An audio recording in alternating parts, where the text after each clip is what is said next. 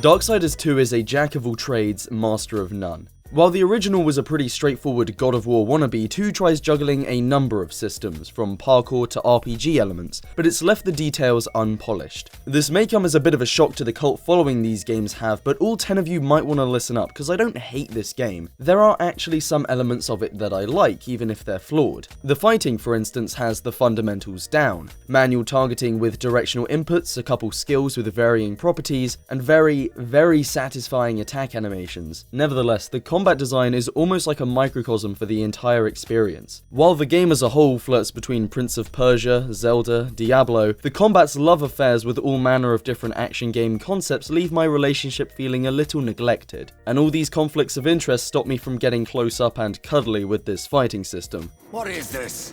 I don't like being toyed with. Its main issue is inconsistency. Elements from its inspirations unfortunately don't gel together that nicely, and when placed in the same pot make for a pretty messy recipe. So the moves are fast and frantic, really rapid, satisfying attack animations, often with a decent few enemies on screen. But a number of small issues don't mesh too well with this. It takes inspiration from action games like God of War, Bayonetta, and Devil May Cry, but its close-up letterbox targeting system is straight out of Zelda. A system designed first and foremost to pit 2 adversaries on the same plane doesn't work for a game that often has hordes of enemies somewhat fruitlessly trying to send death home in a body bag. There's a reason most intense action games zoom the camera out. It lets you keep an eye on all of your nearby threats. Hazards in a lot of these titles don't just come from one-on-one spars, but what other funny happenings you might miss in the heat of the moment. And that's a lot harder to see when you're close up tracking one guy, especially because enemies don't stop attacking off screen. Of course, you can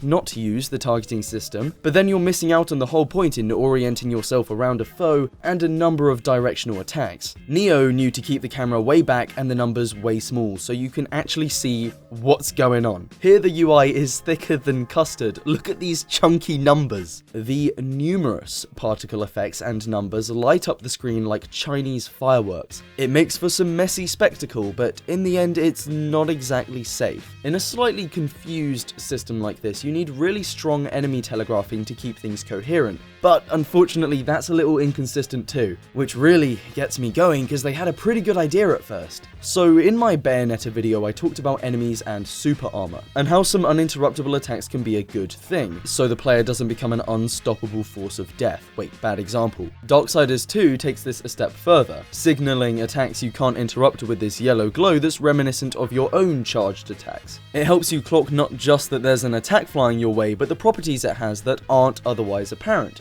I like it.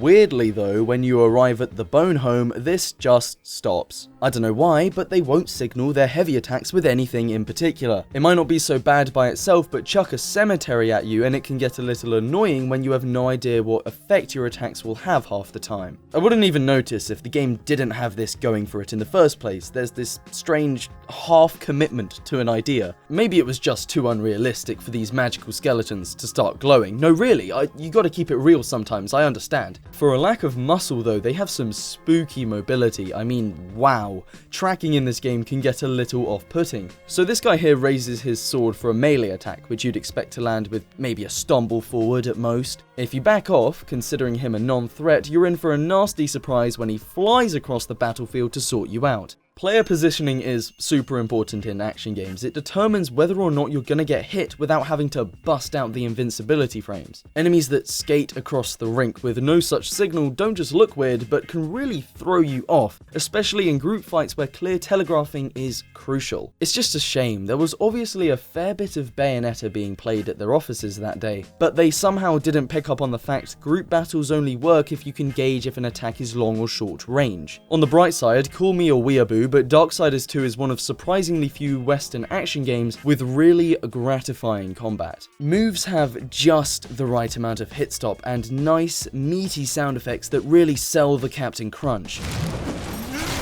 And for whatever reason, I can't get enough of moves that contrast the quick halt of Death's movement with the intense spinning of the sides. It's got so much momentum, I love it. Thankfully, there's a variety on display due to the number of dial and pause combos, some of which end in a purple limb extension for extra damage. Yeah, it's the Wicked Weaves from Bayonetta. Thing is though, Bayonetta had this nifty little mechanic called dodge offset, where you can hold down the last button in a combo while you dodge to keep it going and reach that Wicked Weave in between enemy attacks. Darksiders 2 didn't get the memo, so even though it retains the low attack commitment of Bayonetta, if you want to get the most powerful moves, you're better off backing up and starting your combo from 10 feet away. Especially with these big fellows who have super armor out the arse, you won't feel too comfortable sharing a seat on the bus with them because you'll always have to start your combo chains again. I understand why these pre-Wicked Weave spinny moves have unusually high commitment, but in the end it means you're just better off playing it safe with moves you can cancel. Unlike Nioh, again, where even yokai get stunned if they run out of stamina. Sure, a couple of heavy attacks will stun them after a while, but it's not as clearly defined as a lack of stamina or a special move like a Wicked Weave. Unlike these games, or similar ones where you're constantly graded on your efforts, there's no real incentive to put yourself in the thick of things, especially because it can actually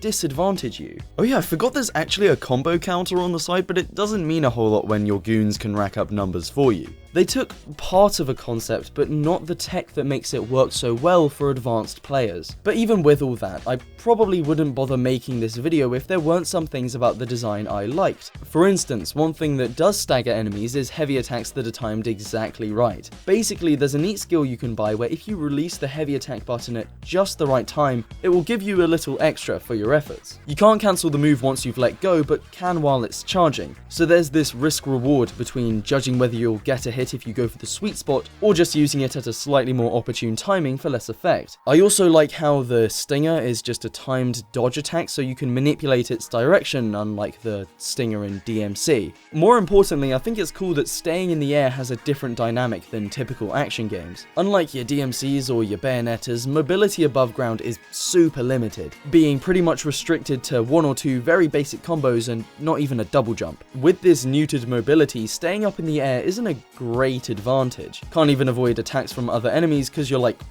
2 foot off the ground. But because the somersault launch interrupts a few unusual attacks and makes it easier to stun lock light enemies, it's gonna be your best option sometimes. With the Mario 64 ground pound move, then you can launch enemies, combo them a little, get back to the ground and hang them up to dry while you're in a much safer position. It's a nice little cycle, helped by the fact that your gun's temporary ammo means you can't juggle enemies infinitely with the same move. In the same kind of vein, you have a slow Nero grabby arm from DMC4 with some slight modifications. If you grab a light enemy close to the ground, it bounces them up high, whereas from up high it drags them closer to the ground and causes some damage. I mean, not being able to have the gun and hand equipped without using the weapon wheel unless you take up 2 of your 4 skill slots is dumb. What's the B button doing, guys? Put the ghost hand on there. Oh yeah, you need the pointless execution move from Darksiders 1.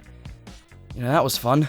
But overall, it's clear some degree of thought went into differentiating aerial play in Darksiders 2 from its contemporaries, so good job. It's fun to see what kind of moves you can keep them up with, even with their lack of health. This is where like all of the combo potential comes from. You got this skeleton summon or this other move that's part of a skill tree. So on top of buying weapon specific moves, there are these special skills you can map to a quick select. Unfortunately, despite being able to level up each one of these by themselves, much of the separate skills are redundant stat boosts. Your teleport will also deal fire damage, or your Buki boys will explode upon death. Like, I get it, part of the inspiration is the whole RPG Diablo shebang, but does this really change how I play? That is, apart from regaining wrath to use these moves by backing up and shooting from afar. Sure, the weapon stat combination system is pretty snazzy, but in a fight I'm never altering my strategy based on those effects, they're just straight bonuses. Elemental damage is just that, damage. There's no change in state other than will stagger and get hurt. Okay, the frost effect actually does slow enemies down, but it's so brief it barely comes into play. And speaking of which, is it just me or should this teleport really have some invincibility frames? Death straight up disappears when he uses this move, so you'd think it could be a quick getaway from a slash while dealing some damage of your own. But not only do you take damage in this state, because you're not knocked out of the animation, it took me a while to realize I was actually taking damage here. I thought I was being sick, but it contributed to my embarrassing death count. And on a game where you might die a fair bit, especially on death Definitive difficulty. Don't put unskippable cutscenes at the start of some fights. Yeah, even if you've seen these once before, die and you gotta sit through 10 seconds of these crusty cretins making their entrance. But only some cutscenes. Yeah, I don't know, it makes as much sense as an hour-long third-person shooter sequence. Oh, we're just full of ideas today. The real problem is all these mixed messages leave Darksiders 2 with a pretty disorganized fighting system. There is some fun to be had with it, but it definitely needs some refining. Uncertainty over enemy telegraphing, lack of a dodge offset, a super tight camera, and abilities that do half the work for you, this stuff pushes you back, while the fast, crunchy moves and animation cancelling make it seem like fights should be up close and personal. A lot of the time you'll be backpedaling, getting in a few smacks here and there. Come on guys, I'm playing as Death, but if you throw a slightly tough enemy, I'll spend half the fight running away. There's obviously a disparity in intention here. Most action games have a very clear vision, a solid central premise that encourages certain types of play. Too many skeletons spoil the coffin, and Darksiders 2 just needed to pick a body and run with it. I've wanted to chat about this game's combat for ages, and originally I was gonna get all wishy-washy about this franchise that never had a chance to prove itself, but holy crap, now there's a sequel, I guess. It's looking pretty rough. But I've gotta wish them all the best. Despite all my complaining today, I can't hate Darksiders 2 when it doesn't crash. Even starring the embodiment of mortality himself, this isn't a cynically made game. It's got plenty of sass, real pretty world design, and yes, the kid drops some fire on the soundtrack. You can tell the people behind it really did want to make a great game, and so took elements from a lot of things they liked. While this may be most apparent in the disparity between platforming, dungeon crawling, and fighting, it's this last one where you can see this effect in a concentrated facet of the game. Third time's the charm. Hopefully Darksiders 3 will settle on a more cohesive vision. Whether that's being its own thing or emulating something else. You can't throw a million conflicting colours at the wall and expect them to paint a pretty picture. All you'll end up with is a few glimpses of what could have been. The third entry isn't exactly looking like the Sistine Chapel so far, but who knows. I'll still be waiting in line for the exhibition.